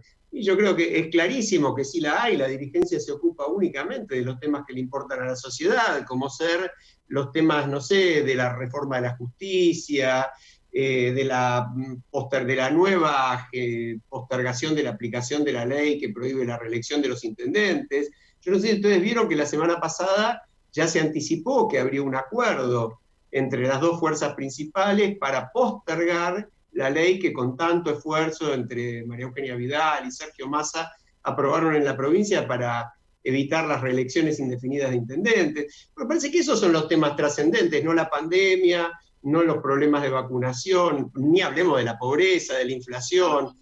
Agrego, Alejandro, otro de los eslabones de estos temas que supuestamente la dirigencia toma y no le interesan a la ciudadanía, o si le interesan indignan esencialmente, como es el aumento de los sueldos de los legisladores y el personal del Poder Legislativo, que incluso se habla de un 40%, que es más de la inflación prevista por el mismísimo gobierno. Sabemos que va a ser más del 29%, que es lo que ellos prevén malamente, pero se aumentan el 40%. Sí, de un presupuesto que es enormemente más alto que el de la mayoría de los congresos de otros países, sobre todo de países avanzados, ¿no? La cantidad de asesores por legislador, la cantidad de ñoquis, la cantidad de ausentes, creo que más de 2.000 empleados de la biblioteca del Congreso, cosa que no sé si tiene algún parangón a nivel global. En fin, realmente, pero más que eso, porque esos son corruptelas o corrupciones que se vienen registrando desde hace mucho tiempo, yo creo que la falta de alineamiento entre la preocupación de la gente y las preocupaciones de la dirigencia es uno de los elementos que más alertan, ¿no?, sobre esta distancia, en momentos en que estamos viviendo episodios muy fuertes. Por eso, Charlie, ahí sí me gustaría escucharte. Por ejemplo, estamos viendo un resultado totalmente sorpresivo, es decir, en realidad lo más sorpresivo de la elección en Perú, que a eso me refiero, son los dos candidatos que han ido al balotaje y que están separados por un 0,5% de votos, cuando nadie vota, o la mayoría no vota al candidato porque quiera a ese, sino porque no quiere al otro, ¿no? Sí, ¿no? Habla un poco de siempre votás al menos malo, o al que sentís menos malo, pero en contraposición, digo, a lo que pasa en el Congreso argentino, me remito a 2 programas atrás, cuando Leonardo Moreno nos comentaba el caso chileno, ¿no? Lo interesante de Chile fue que, puestos a elegir la metodología para renovar la Constitución, los chilenos dijeron, no la hace el Congreso, ¿no? La hace una asamblea integrada por constituyentes que no surjan del Congreso. Y los tuvieron que votar a todos de nuevo, incluso se permitieron candidaturas independientes. Y ganaron las candidaturas independientes, sumando las 2 listas que había. Entonces, me parece que ese es un lindo llamado de atención, ¿no? A ese espejo deberían mirarse los legisladores argentinos y no refugiarse como en el 2001, lo hicieron cuando la gente pedía que se vayan todos y se terminaron quedando todos, ¿no? Y me acuerdo que la gente tiraba piedras contra el Congreso, terminaron enrejando todo el Congreso, las rejas que tiene el Congreso fueron del 2001, se refugiaron allí y permanecieron, saben permanecer. Así que no sé, me parece que está bueno ver el caso chileno. Yo tengo mucha esperanza en el caso chileno y ojalá parte de la parte positiva de todo el proceso chileno, me corro de la parte violencia, pueda replicarse acá en Argentina y que se queden realmente los que tienen que quedarse y se vayan los que se tienen que ir. Y muchos ojalá se vayan presos. Y vamos a insistir con Alejandro que los que tienen que irse son los politiqueros y los que tienen que llegar son los políticos, junto con la ciudadanía comprometida y participativa. Y además podemos volver a mencionar aquello que escribimos hace poco con Alejandro en el artículo sobre una nueva oportunidad para pensar y para actuar, que debe haber compasión entre ciudadanía y políticos, es decir, sentir con, pero en este momento ni la ciudadanía siente con los politiqueros, ni los politiqueros sienten con la ciudadanía. Esto es complejo. Sí, yo agregaría que el riesgo también se traslada a las instituciones, ¿no? Esto es algo que hoy en la jornada sobre capitalismo inclusivo se mencionaba, reformulando la vieja frase de Churchill, ¿no? Esa de que muchas veces la hemos citado en el programa, pero que siempre vale la pena citarla. La democracia es el peor de todos los sistemas que podemos imaginar, siempre y cuando excluyamos todos los demás. Porque la verdad es que los riesgos que se corren en esta separación tan brutal entre la agenda de los que dirigen y los reclamos de un país con casi 50% de pobreza, con 6 de cada 10 chicos pobres, con espantosos niveles de corrupción, con niveles de ineficiencia altísimos en el gobierno. Y bueno, eso, el problema es que se vayan todos, pero Charlie mencionaba ese recuerdo.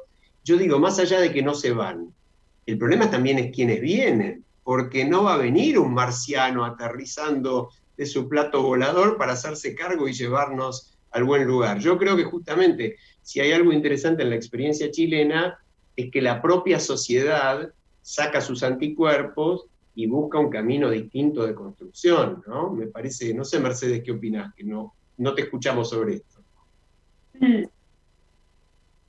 Pensaba mucho en el título que se puso en el programa, a la agenda de los políticos y a la agenda de la ciudadanía. Y en este sentido que planteaba Marta, creo que uno no puede caer en el error de meter en la misma bolsa a todos los políticos y a los políticos de Argentina, porque hay enorme cantidad de, inclusive funcionarios, que están comprometidos y trabajando bien. Entonces perdemos esta capacidad crítica de diferenciar a aquellos que no están haciendo política, que a mí me parece que redondea el concepto de politiquería y permite generar una diferencia.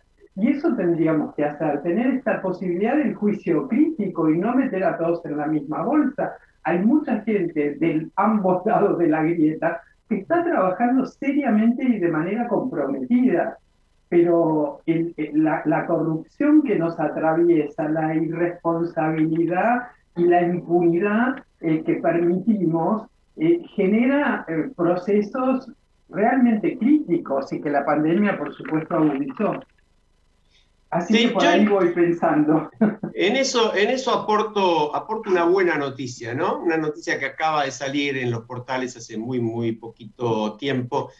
Por 7º año consecutivo, la Universidad de Buenos Aires se ubica como la mejor universidad iberoamericana y sus graduados y académicos están entre los 50 mejores del mundo. Todo un dato, ¿no? De las pocas universidades públicas masivas y gratuitas que se ubican en puestos de excelencia, y además con una mejora sistemática que significó desde 2014 hasta aquí una escalada del puesto 209 al 69 en el ranking total. Bueno, es una muestra de lo que podemos hacer también, ¿no? Me parece que muy significativa. Y agregaría una cosita más que me parece que no la quería mencionar al principio y la olvidé, pero nuestro pequeño aporte, nuestro granito de arena o nuestra gotita de agua por uno de los aniversarios que voy a mencionar. Gotita de agua porque hoy es el Día Mundial de los Océanos. Sí. Entonces, en vez de granito de arena ponemos la gotita. Pero hace 3 días fue el Día Mundial del Medio Ambiente, ¿no? Y si hay algo que necesitamos que sea una causa común de toda la ciudadanía del globo, sin ninguna duda, para sobrevivir en primer lugar, es el medio ambiente. Marta, y vos querías hacer otra mención a un día que ocurrió también, un homenaje al día de ayer. Claro, ayer fue el Día del Periodista y acá somos 4 personas. El único periodista diplomado digo, es Charlie. egresado de TEA, ¿o no, Charlie? Nosotros simplemente somos simuladores, pero bueno, tratamos de hacerlo lo mejor posible. Contanos algo del periodismo, Charlie. Sí, yo en realidad hice 2 años y medio y el último medio año no lo terminé porque era televisión y a mí la televisión mucho no me atraía y además yo quería el periodismo no para dedicarme al periodismo sino como una herramienta de militancia social, justamente para aplicarla en Poder Ciudadano y en las organizaciones sociales. Porque me parece que es una herramienta súper interesante que complementa de alguna manera el impacto que tienen que tener en las políticas públicas las organizaciones sociales. Pero me quiero acordar de 2 periodistas, uno en TEA, lo conocí, nos daba una de las principales materias, Carlos Ferreira, que es uno de los fundadores de TEA, y cuando arrancó con su materia dijo, ustedes tienen que aprender las paredes, tienen que aprender a leer las paredes, porque hay noticias en todos lados. Y después, el segundo periodista que bueno, vos lo conociste mucho, Marta, también, y lamentablemente falleció hará 4 o 5 años, es Héctor Ruiz Núñez, que para mí fue uno de los principales periodistas de investigación en Argentina. Tenía incluso un instituto para formar periodistas en investigación, y bueno, colaboró mucho con las organizaciones sociales también, Héctor, sacó un libro paradigmático. Mucho con Poder Ciudadano, ¿sí? Exacto. Sacaron desde Poder Ciudadano con él, se sacó un libro, creo yo, paradigmático, que se llamaba Cómo se informa y cómo se juzga, y era un análisis que comparaba el avance de los expedientes judiciales con cómo iba cubriendo los medios de comunicación ese caso. Así que me parece que está bueno recordar a Héctor en el Día del Periodista o un día después del Día del Periodista. Bueno, con ese recuerdo nos vamos a la pausa y agregamos un poco de intriga. Tenemos ya en las gateras para entrar a nuestro invitado de Otras Voces. Y ahora nos vamos a ir a Madrid. ¿Qué les parece? Vamos a la pausa, ya volvemos. Ecomedios.com AM1220. Estamos con vos. Estamos en vos. No aplaudamos al mosquito, combatámoslo en serio. Para combatir el dengue, el zika y el chikungunya, evitemos que los mosquitos piquen y se reproduzcan. Usemos repelentes, coloquemos tules en la cuna de los bebés y demos vuelta a contenedores para que no se acumule el agua. Si tenés fiebre alta, dolor de cabeza y dolor muscular, no te automediques y acudí al médico. Encontrá más información en argentina.gov.ar. Argentina Unida, Ministerio de Salud, Argentina Presidencia. Omint Digital, la primera plataforma online para cotizar y comprar un plan médico con cobertura nacional para vos y tu familia. Ingresá en omintdigital.com.ar y conoce más. Superintendencia de Servicios de Salud. Órgano de control de las empresas de medicina privada. 0800-227-258-3. SSSsalud.gov.ar. RNMP 1336. Desde el Grupo MIN te aconsejan que si tenés síntomas, contactarte con el médico online o con los canales de emergencias. Cumplí el aislamiento hasta conocer tu diagnóstico. Seguí todas las recomendaciones del equipo de salud y recordá mantener todas las medidas de prevención. Míralas en las historias destacadas del Grupo MIN en @GrupoMin en Instagram. Omint Digital, la primera plataforma online para cotizar y comprar un plan médico con cobertura nacional para vos y tu familia. Ingresá en omintdigital.com.ar y conoce más. Superintendencia de Servicios de Salud. Órgano de control de las empresas de medicina privada. 0800-227-258-3. SSSsalud.gov.ar. RNMP 1336. Podés vernos en vivo en ecomedios.com. Contenidos audiovisuales. Conectate con nosotros.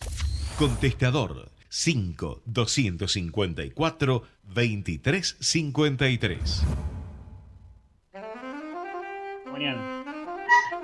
Estamos de vuelta y el periodista deportivo Tadeo Culel ya nos anticipó que Schwarzman juega mañana, le faltó dar la hora. Tadeo Culel está en Madrid, es un joven argentino. Eso de joven argentino hay que omitirlo porque suena a tiempos muy nefastos, en la época que se decía joven argentino.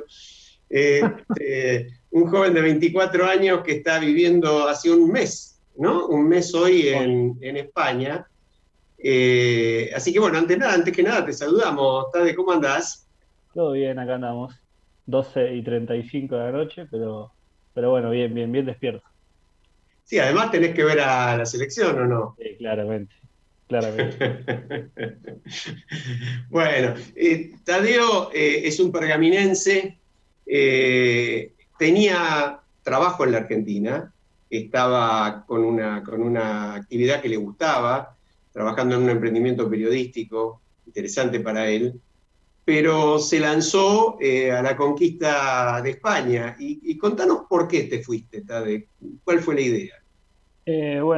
Un poco tengo que irme un tiempito hacia atrás. En 2018, más o menos por ahí, hicimos un viaje familiar con mis papás y demás, y estuve unos días acá en Madrid, y el último día estuve solo con mi hermana, mis papás ya no estaban, y caminando las calles de Madrid dije, che, esto no es algo imposible, digamos, no es que no me siento ajeno a esta tierra. Y bueno, en 2019 fue más año de transición, qué sé yo, y en 2020, como supongo que gran parte del mundo, planeaba algunos objetivos personales, laborales y demás. Y bueno, apareció la pandemia, todos adentro. Y bueno, al estar tanto tiempo adentro y analizando un poco, como que empezó a surgir adentro mío las ganas, la idea de decir, che, eh, patear un poco el tablero, como dije en mi casa, patear un poco el tablero y salir eh, del confort de Pergamino. Y bueno, y este año eh, mi hermana también tenía ganas de venirse y demás, y en febrero ambos estuvimos con coronavirus, encerrados en nuestras habitaciones, y cuando salió el coronavirus mi hermana me dijo en la mesa familiar, bueno, la fecha es mayo, me voy en mayo, me voy en mayo, me voy en mayo.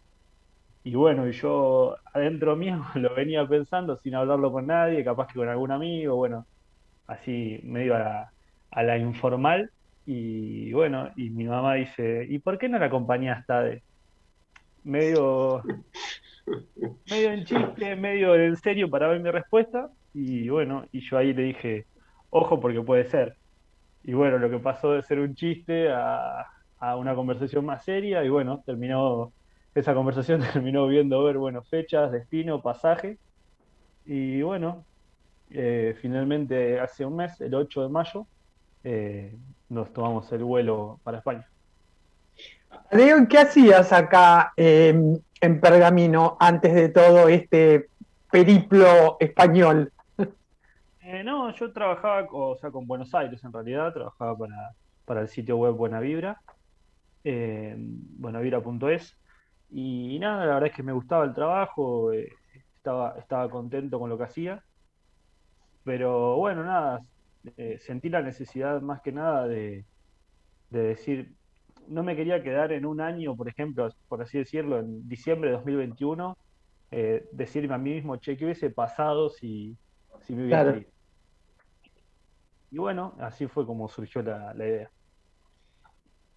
Y yo quiero preguntarte, ¿cómo te estás imaginando o forjando el futuro, no más lejano, sino el futuro inmediato, laboralmente o académicamente o lo que sea, allí en Madrid, tanto vos como tu hermana? Ambos vinimos con la idea, bueno, yo soy periodista, mi hermana es abogada, y ambos vinimos con la idea de trabajar de lo nuestro, sabiendo que es complicado, digamos. Eh, Antes de venir, obviamente, hablamos con gente que está acá, con tanto gente argentina, amigos nuestros que están acá, como familiares españoles que tenemos que viven acá desde siempre, y nos dijeron, la cosa está complicada, pero bueno, ambos vinimos con la idea de al principio trabajar de lo que sea, eh, hasta poder conseguir algo que nos guste de lo nuestro. ¿Y qué consiguieron? Es decir, primero que nada, vos dijiste familia española, ¿ustedes son ciudadanos Claro, españoles? y ambos Sí, tenemos la ciudadanía y el pasaporte.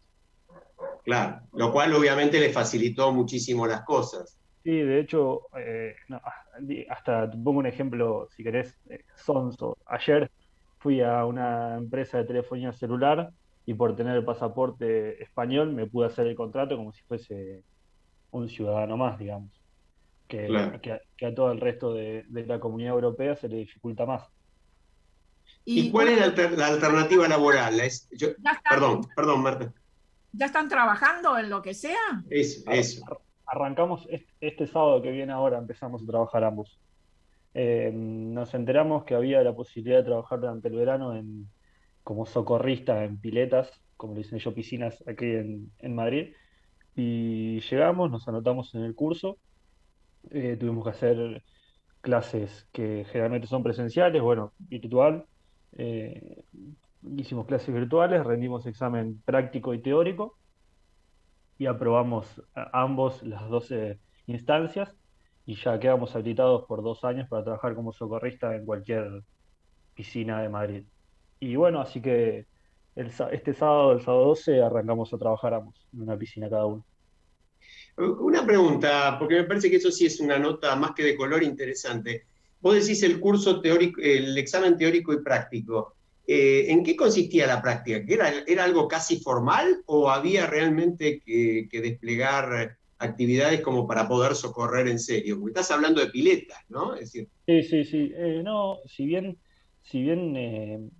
a mí me lo habían dicho como que era algo simple, y una vez que inicié el curso me di cuenta que había mucha gente que estaba igual que no igual que nosotros, sino que muchos lo hacían como diciendo, bueno, capaz que salgo el verano trabajando estos 3 meses y listo, y realmente había gente que no sabía nadar.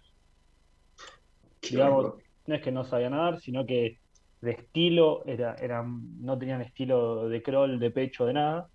Y bueno, las instancias prácticas una era de natación, eran de hacer 300 metros en 8 minutos, que si uno lo dice, yo lo decía y decía, bueno, y cuando lo practiqué por primera vez, me di cuenta que si no practicaba no llegaba. eh, y después eran sí dos prácticas, dos pruebas que eran de socorrer a una persona. De hecho, había una que había que agarrar a una persona real, porque había otra que era con un muñeco, pero había una persona real, había que socorrerla durante 2 largos de la pileta y hacer las técnicas para sacarla de la pileta. Y después Te hago Sí, una pregunta. ¿Y sí, sí. el sueldo les permite a ustedes solventar los gastos que seguramente están teniendo? Sí, sí, la verdad es que el socorrismo muchos lo hacen de manera de 3 meses, de manera muy intensiva. Vos podés trabajar 8, 9 o 10 horas y 5, 6 o 7 días. Y si lo haces muy intensivo, el sueldo es bueno. O sea, es muy bueno, digamos.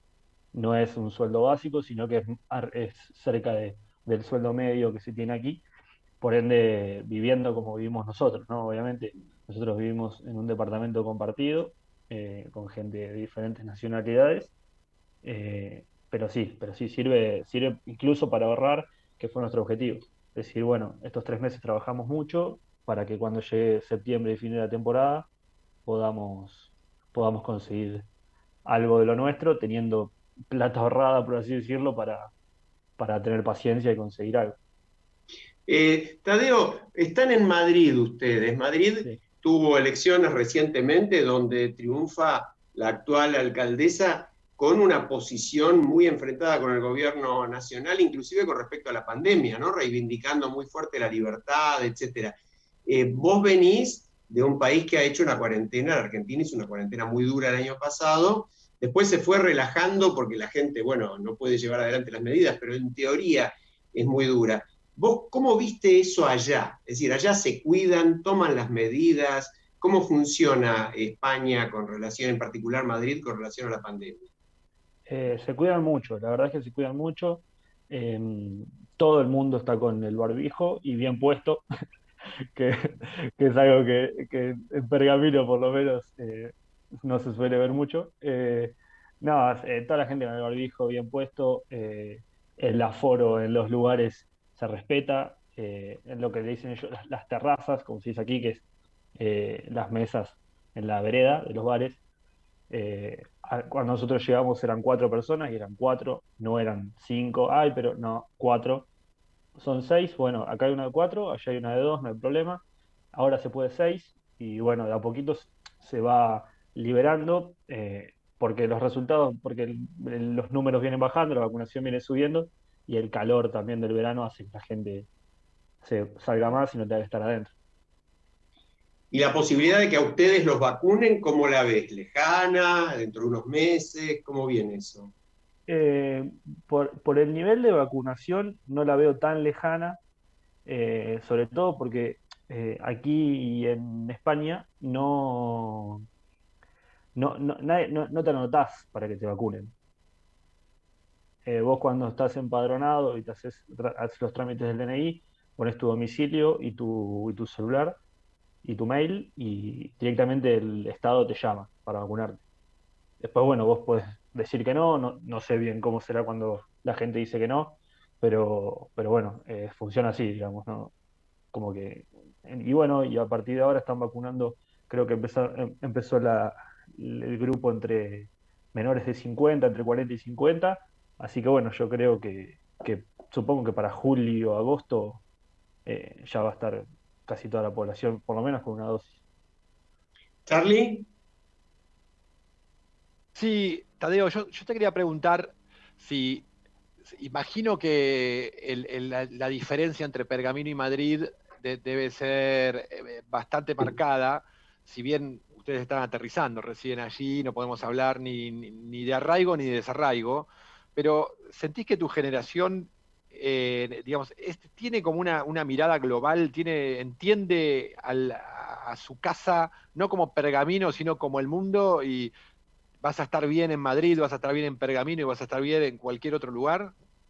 Sí, sí, coincido 100% en lo que decís, por más de que es difícil y también, digamos, yo estoy hace un mes acá, no puedo hablar de desarraigo porque todavía, todavía sigo con un pie en Pergamino, pero bueno, un poco lo que hablaba con mis amigos, mi familia y demás, de lo que es Madrid.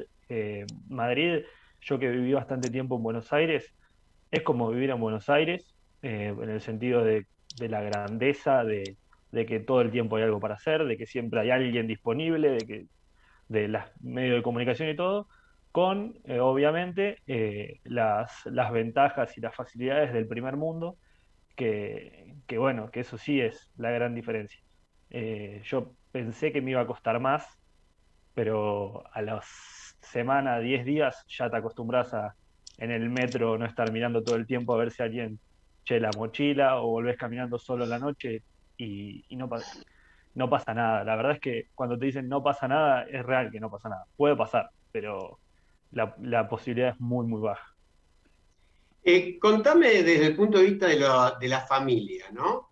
Yo sé que ustedes son muy familiares, quedó en Pergamino otra hermana, más chiquita, ustedes están con la pandemia, le abrevio un poco a la audiencia justamente por el conocimiento, estuvieron conviviendo los 5 a pesar de que tu hermana, que es mayor, y vos ya vivían en Buenos Aires varios años y ahora convivieron con la pandemia los 5. ¿Cómo se siente eso? Un mes es un tiempo, es decir, que tienen relación fluida, tienen relación permanente, se hablan 2 veces por semana, ¿cómo anda eso?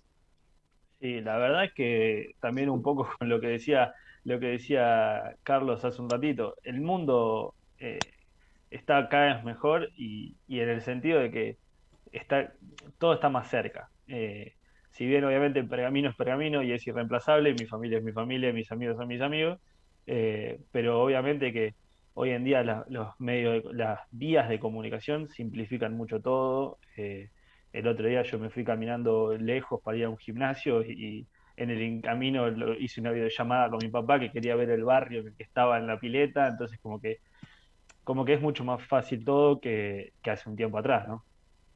Claro. ¿Y cómo ves el futuro? Es decir, ¿cuál es tu mirada? Ahora trabajás estos 3 meses, trabajás, bueno, para tener el dinero necesario para seguir viviendo.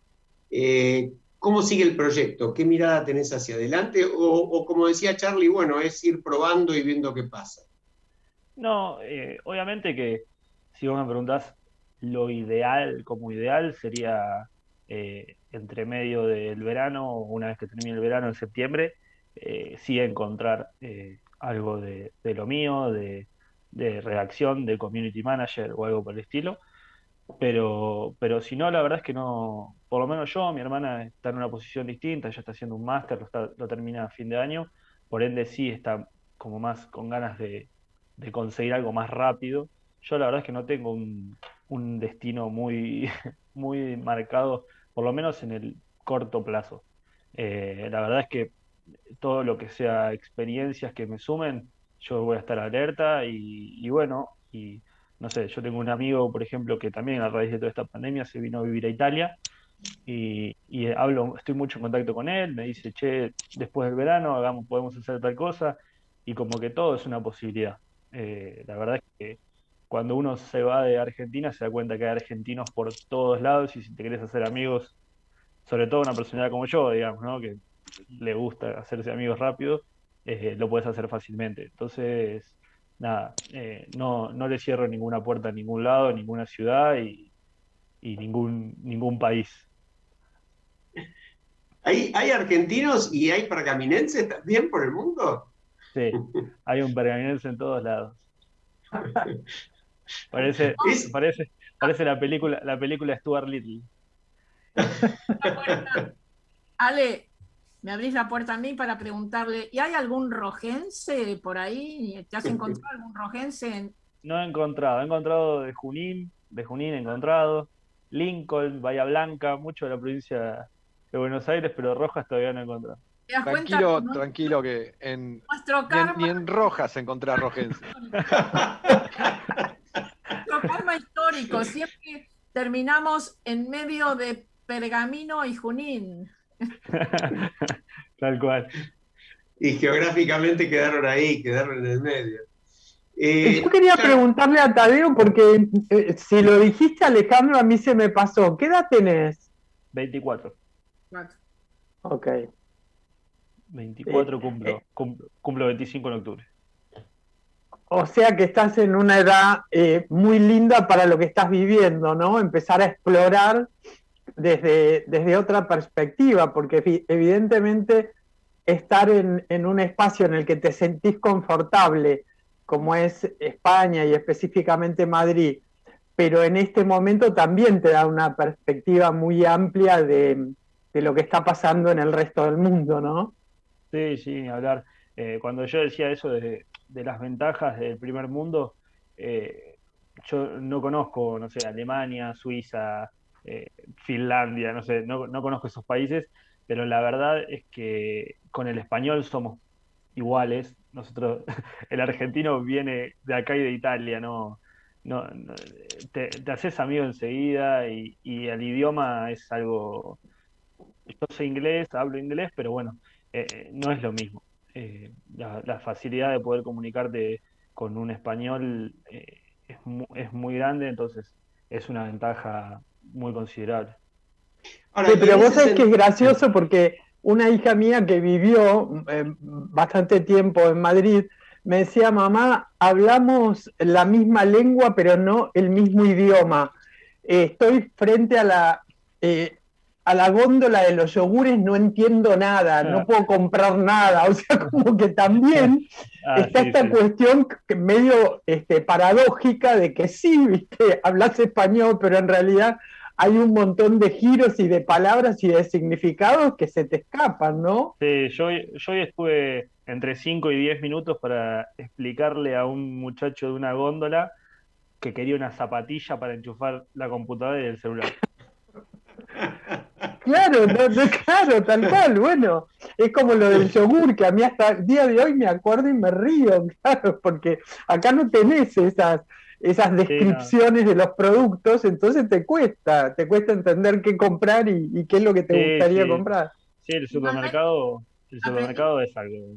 ¿Cómo se llama ya? ¿Cómo le dicen a la zapatilla para la computadora y el celular? No, vos sabés que no, la persona que me atendió tampoco lo sabía bien el nombre porque no le entendí nada.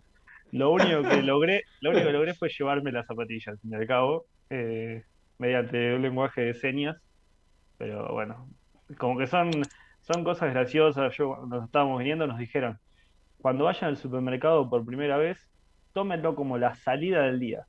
Váyanse 1 hora y media, 2 horas al supermercado, vean todos los productos, todo, porque te equivocás. Vos ves el envase y es el mismo que Argentina, lo agarrás y en vez de ser crema de leche para los fideos, era queso cremoso. Entonces vos decís, bueno, y bueno.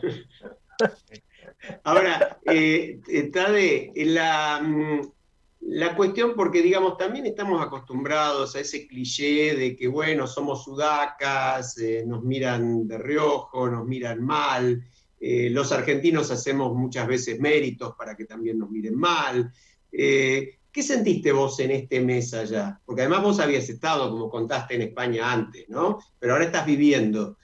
¿Te sentiste, digamos, que podés ser uno más rápidamente o que hay una prevención vinculada con que venís de Argentina? No, la verdad es que me sentí siempre muy cómodo relacionándome tanto con españoles como con otras nacionalidades.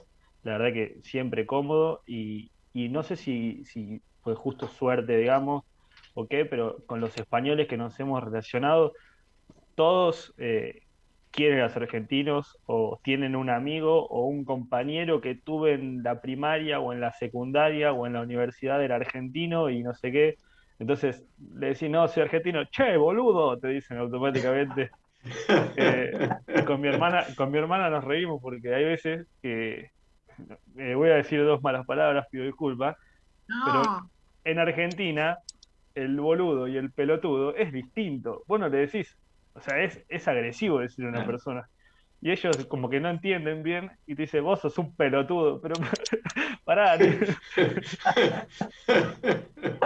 Es cierto. Porque además a ellos les divierte mucho el término. Como no es un término para ellos, lo usan así. Claro. Entonces, pero igual esas palabras no las podés decir nunca en presencia de Marta, porque Marta desconoce. Desconoce cómo hablar sin usarlas en realidad, digamos. Sí, no. Tadeo, forman parte de mi lenguaje cotidiano, porque a vincularme en Rojas con los amigos, con los que no eran tan amigos, e incluso cuando llegué a Buenos Aires siendo chica y las usaba, me miraban raro, y yo decía, ¿pero qué dije de malo? Sí, suele pasar. Tade, aprovechando que sos periodista, te vamos a desear feliz día por el día de ayer y vamos a cumplir con una omisión que hicimos muy mal nosotros, y es saludarlo a Fede Politti, nuestro productor, que también, sin ninguna duda, es un periodista, egresado además de Deportea. Así que un abrazo grande para Fede. Una muy cortita y nos vamos a la pausa. Periodista, pero ¿con qué es lo que realmente te atrapa del periodismo? Y a mí me gusta el deportivo, la verdad es eso. Me gusta el deportivo y intenté por otras ramas, pero no, siempre termino viendo Atlanta contra Nueva Chicago. Ayer vi por YouTube Douglas contra Gimnasia y Tiro y estaba en Madrid, o sea, no sé, un amigo me dijo, apagá la computadora. Tadeo Culel, muchísimas gracias, un abrazo grande y sigan adelante con esa aventura madrileña. Agradecerte esta inyección de frescura que nos has permitido tener. Un placer, a disposición para cuando gusten. Sí, no, como corresponsal además, y como corresponsal deportivo. Y hoy estoy acá adentro, pero si no me voy afuera y recorremos las calles, no hay problema. Dale. Muy bueno. Buenísimo, lo hacemos sin falta. Nos estamos despidiendo, les mandamos a todos un abrazo hasta el martes que viene y nos vamos con un tema que elegimos justamente para transmitir optimismo, ganas, alegría, emoción, una versión hermosísima de What a Wonderful World, hecha por la gente de Playing for Change, un grupo que empezó con artistas callejeros en todo el mundo, en este caso una versión cantada por niños. Un abrazo para todos.